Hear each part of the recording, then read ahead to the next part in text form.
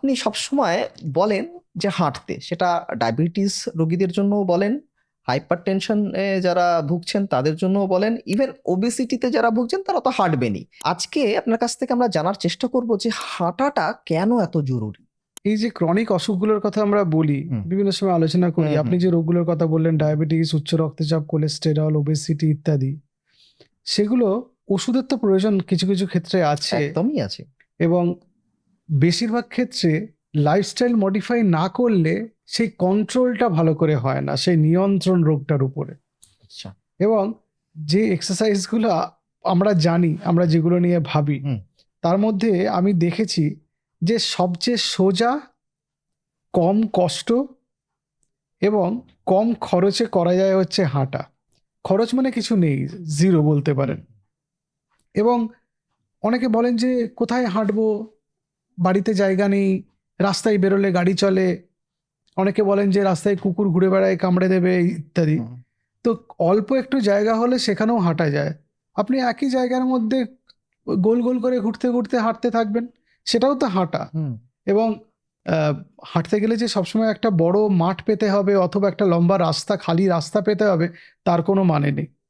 এবং হাঁটার অনেকগুলো বেনিফিটস আছে আমাদের বডিতে। আমি আজকে 12টা বেনিফিটসের কথা বলবো। 12টা মানে 1 dozen? 1 dozen benefit.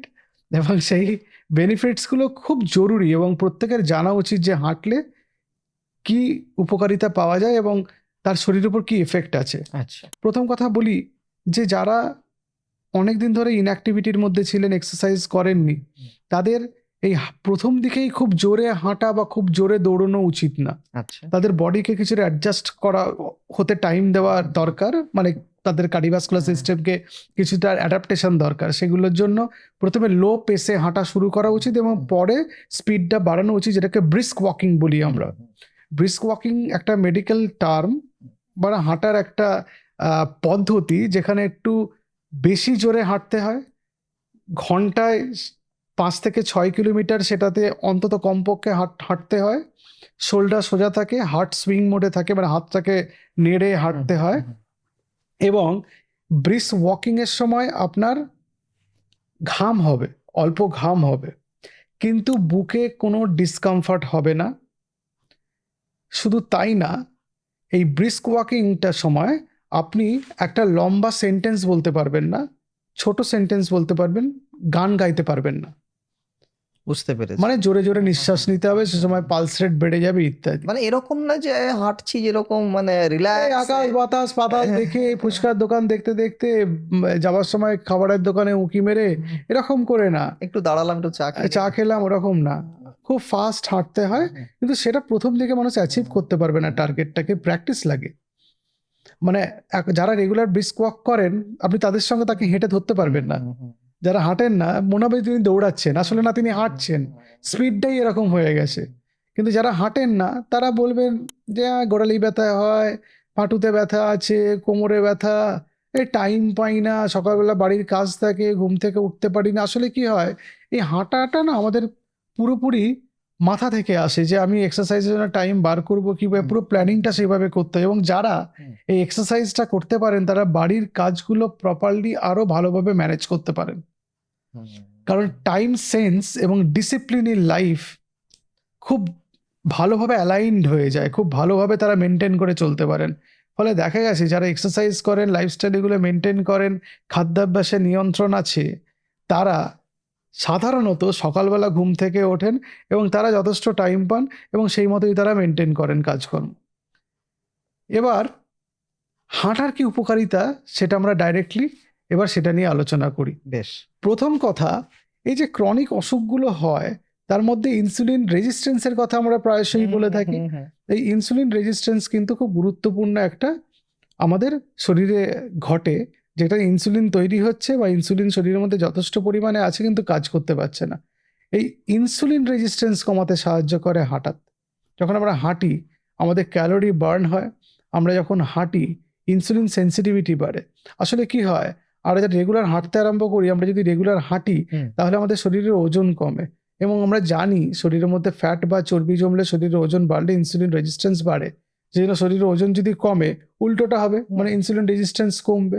Insulin resistance মানে কমছে, মানে ইনসুলিন সেন্সিটিভিটি বাড়ছে। এই ইনসুলিন সেন্সিটিভিটি বাড়লে যারা ডায়াবেটিসে ভুগছেন তাদের উপকার, তাদের ইনসুলিন সেন্সিটিভিটি বাড়লে তাদের ডায়াবেটিস ভালো করে নিয়ন্ত্রণে থাকবে। যাদের খারাপ কোলেস্টেরল রক্তে বেড়ে গেছে সেই খারাপ কোলেস্টেরলগুলো কমতে আরম্ভ করবে, কারণ অনেক সময় ইনসুলিন রেজিস্ট্যান্সের জন্য খারাপ কোলেস্টেরল রক্তে বাড়ে। আমি অনেকবার বলেছি ইনসুলিন রেজিস্ট্যান্স হলে লিভারে ফ্যাট জমতে আরম্ভ করে এবং লিভারের ফ্যাটগুলো স্পিলেজ হয় in the blood stream VLDL ট্রাইগ্লিসারাইডের আকারে, এবং সেগুলো কনভার্টেড হয়ে এলডিএল বা ব্যাড কোলেস্ট্রল তৈরি করে, যেগুলো অ্যাথেরোজেনিক, যেগুলো হার্টের স্বাস্থ্য খারাপ করে এবং রক্তবাহের স্বাস্থ্য খারাপ করে। সেই জন্য ইনসুলিন সেন্সিটিভিটি বাড়লে আমাদের ডায়াবেটিস কন্ট্রোলের সাথে আমাদের কার্ডিওভাস্কুলার হেলথেরও প্রোটেকশন হয়, in terms of stroke, heart attack, এগুলো অনেকটা কমে যায় এবং এবং হাইপার টেনশন থাকলেও সেটা কমে যায়। কমে যাবে। হুম। সেটা খুব জরুরি। হুম। এবং এই ইনসুলিন রেজিস্ট্যান্স যেহেতু কমে হুম। সেই জন্য ফ্যাটি লিভারে উপকার পাওয়া যায়, সেটা আমি আসছি পরে। হুম, হুম। 2 নম্বর যে ফ্যাটি লিভার কমে, সেটা কিভাবে? হুম। সেটা 3টে ভাবে কমে।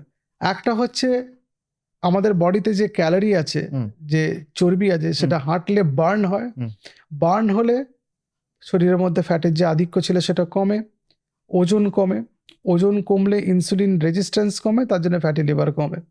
2 নম্বর যারা হাঁটেন রেগুলার তাদের ব্রিস্ক ওয়াক করতে হবে, তাদের ফ্যাট বার্নিং এনজাইমসগুলো অ্যাক্টিভেটেড হয়ে যায়।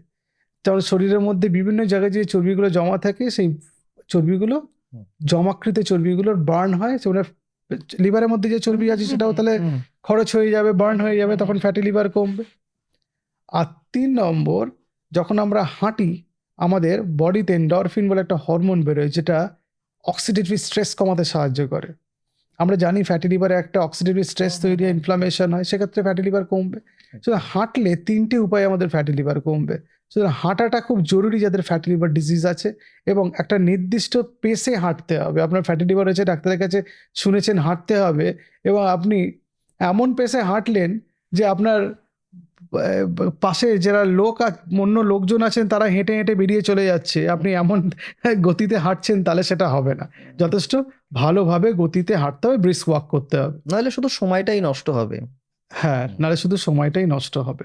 3 নম্বর হচ্ছে এই যখন আমরা হাঁটি আমাদের উচ্চ রক্তচাপের সমস্যা থেকে কিছুটা রেহাই পাওয়ার সম্ভাবনা তৈরি হয়, মানে ব্লাড প্রেশার কিছুটা কমে। আসলে কি হয়, যখন আমরা হাঁটি আমাদের সিম্প্যাথেটিক ড্রাইভ বডিতে কমে যায়, তার জন্য ব্লাড প্রেশার কমে।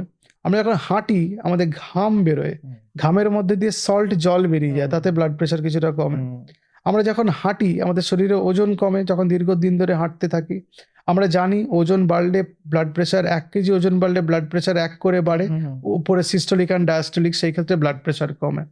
আমরা জানি হাঁটলে আমাদের রক্তবাহের প্রসারণ হয়, কারণ শরীরের মধ্যে তাপমাত্রা বেড়ে যায়, হিট রেডিয়েট করে বাইরে বের করতে হয় শরীরকে, তার জন্য ভেসোডাইলেটেশন হয়, তার জন্য ব্লাড প্রেশার কমে। তাহলে আপনি দেখুন হাঁটলে আপনার ব্লাড প্রেশারও কমছে, সব ফ্রি বেনিফিটস। এগুলো সব আমাদের বিনা পয়সায় উপকার পাওয়া যাচ্ছে।